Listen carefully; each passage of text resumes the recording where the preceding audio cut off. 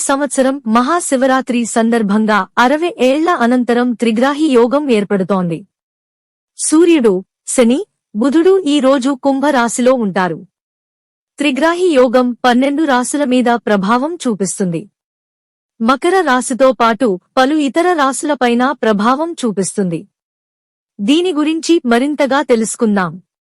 మేష రాశి. ఈ రాశి వారికి మహాశివరాత్రి నూతన శక్తిని, ఉత్సాహాన్ని తీసుకొస్తుందట. టార్గెట్లను సాధించడానికి ఇదే కరెక్ట్ టైం అని, శివుడి కృపతో అన్ని అడ్డంకుల్ని దాటి విజయాన్ని సాధిస్తారని జ్యోతిష్య నిపుణులు అంటున్నారు. వృషభ రాశి. త్రిగ్రాహి యోగం వల్ల ఈ రాశుల వారి దాంపత్య జీవితం చాలా మెరుగుపడుతుందట. ఆదాయం పెరగడమే గాక సోదరుల పిల్లలకు డబ్బు సాయం కూడా చేస్తారట. ఆదాయ మార్గాలు పెరుగుతాయట. కర్కాటక రాశి.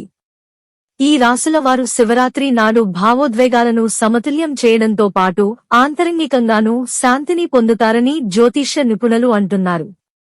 ధ్యానం ద్వారా మానసిక ప్రశాంతతను పొందుతారట. మకర రాశి.